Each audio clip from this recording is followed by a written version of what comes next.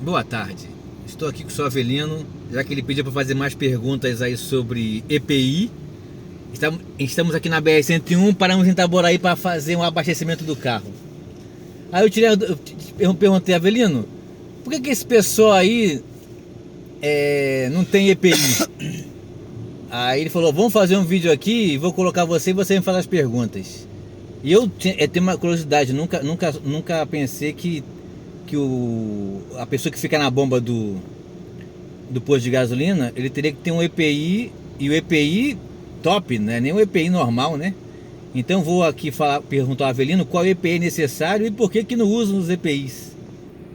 Fala aí, Avelino.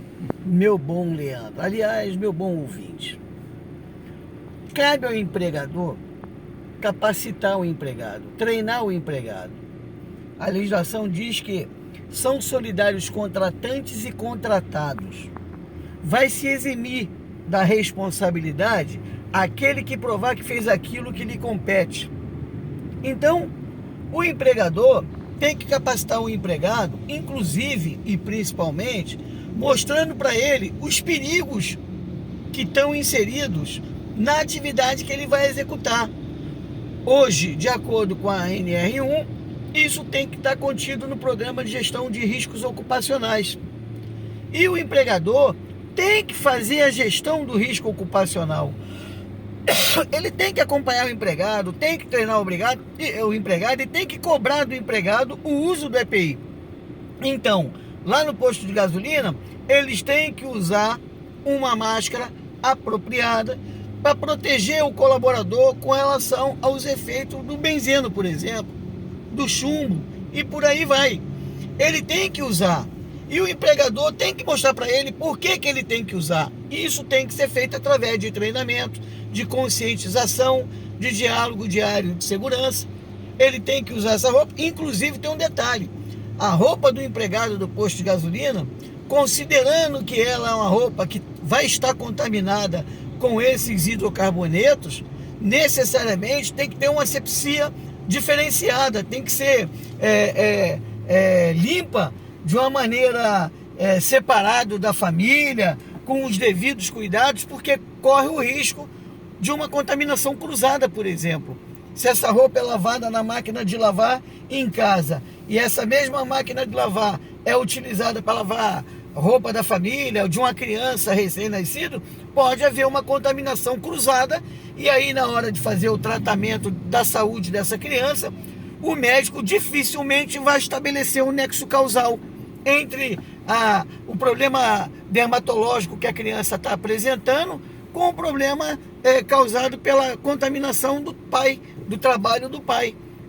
Então é importante que o empregador oriente o empregado com relação a esses cuidados, e aí cabe também, como eu já havia dito, treinar o empregado para que ele some com o empregador na responsabilidade, porque essa responsabilidade, como eu falei no início, é de ambos.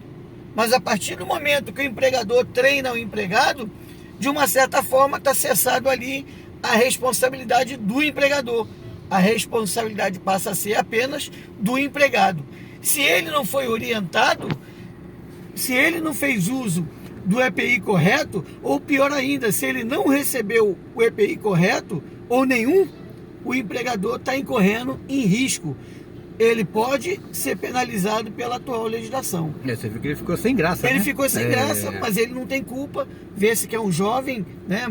Ele não tem conhecimento disso. E o empregador também não falou nada, não ensinou nada. Os empregadores, de um modo geral, eles não querem se preocupar com isso. Ele quer produzir e tal. Ele não quer seguir a legislação. E ele não se interessa nem em aprender para poder minimizar os efeitos da legislação sobre o negócio dele. Agora outra dúvida que eu vou tirar contigo. Manda. Do pessoal do gás. Teve duas explosões. Eu só não me lembro aonde foi aqui no Rio. Acho que uma foi em São Gonçalo. Com GNV? Isso, com GNV. Aí eu ando muito em carro de GNV. Não é o seu caso, mas eu uso muito BlaBlaCar. E o pessoal do BlaBlaCar, eles não tomam muita distância do carro. Eu fico bem distante porque, sei lá, né, pode explodir. Agora me explica, por que aconteceu aqueles negócios, aquelas explosões? Boa pergunta, muito boa pergunta. Bom, primeiro, todo cilindro de GNV é extrusado. O processo de fabricação dele não leva solda. Por conseguinte, a probabilidade dele vir a explodir é mínima em condições normais, tá? Ele não tem chance de explosão.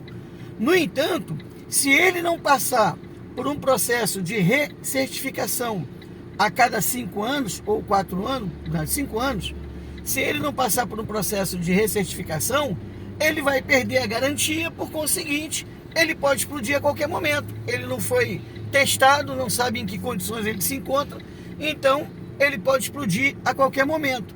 Esses incidentes que têm acontecido, pelos poucos que eu tomei conhecimento, foram isso: falta de certificação dos cilindros.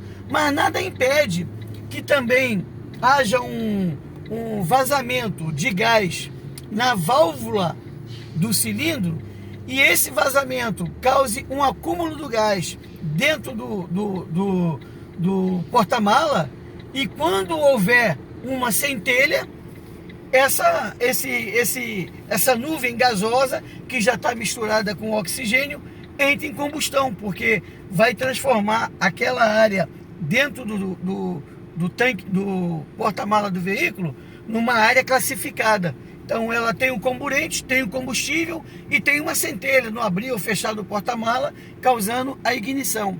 Então, de uma maneira geral, são 2 tipos de explosão. Uma que pode ocorrer com vazamento do gás dentro do habitat, do habitáculo do porta-mala, né, que vai ficar uma nuvem gasosa, ou o vazamento, a explosão do tanque pela pressão. Aquele tanque é preparado para suportar uma determinada pressão, mas se ele estiver em péssimo estado de conservação interna, ele pode ser pintadinho por fora, tá bonito, mas por dentro ele tá todo enferrujado, todo corroído.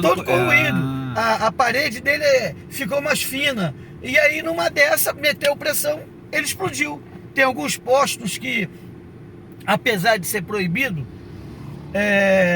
os postos têm que colocar uma determinada pressão no tanque, não pode ser mais do que aquilo. Entendi. Só que tem alguns postos que eventualmente abre o lacre para aumentar um pouquinho mais a pressão, que é uma maneira dele competir com outro posto. E aí todo mundo vai lá abastecer nele, porque ele botou lá alguns PSIs a mais do que o outro. E aí aquele tanque que já está comprometido, ele vai explodir. Se o tanque está certificado, ele não vai explodir, porque o teste eleva a capacidade dele para suportar a pressão. É feito um teste numa capacidade de 1,5 vezes, 2, dependendo do tamanho do tanque, do fabricante, enfim.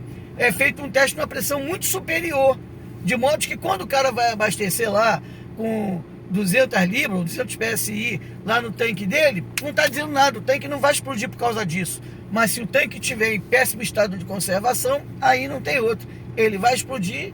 E é importante que quem vai abastecer o veículo, saiam todos do veículo, não fume, desliga o rádio e fiquem afastados do veículo durante o abastecimento. Ninguém faz isso. Todo mundo fica dentro do carro, fuma, enfim. E aí acontecem esses incidentes. Não tem nem como a pessoa que vai fazer ali o abastecimento, ela não tem nem como saber disso, né? Tem aviso na bomba. Ninguém lê, mas está lá o aviso para manter afastado, etc e tal. Só que ninguém faz isso. Eu pegar do condutor o que você falou da homologação também, o cara não vai fazer isso também não, né? Não, mas o Detran exige. Né? Ah, é? Inclusive o Inmetro, o Inmetro e o próprio Detran tem feito algumas blitz em postos de abastecimento justamente para isso. Na hora que o cara vai abastecer, a lei agora faculta isso, já que não tem mais a vistoria no Detran. Na hora que o cara vai abastecer, o cara do Inmetro ou do Detran pode pedir, me dá o certificado do cilindro. Se não tiver em dia, não pode abastecer, larga o tanque dele, tira o tanque, sei lá o que faz. Mas é aplicação da lei na essência da palavra. Entendi. Muito obrigado pela resposta. Tá tudo incluído. Tirou minha dúvida. Se gostou, entra na nossa página, comenta, ativa o sininho para quando a gente colocar outro vídeo, você ficar sabendo. Tá legal? Um grande abraço. Boa tarde. Nós somos a CS Treinamentos.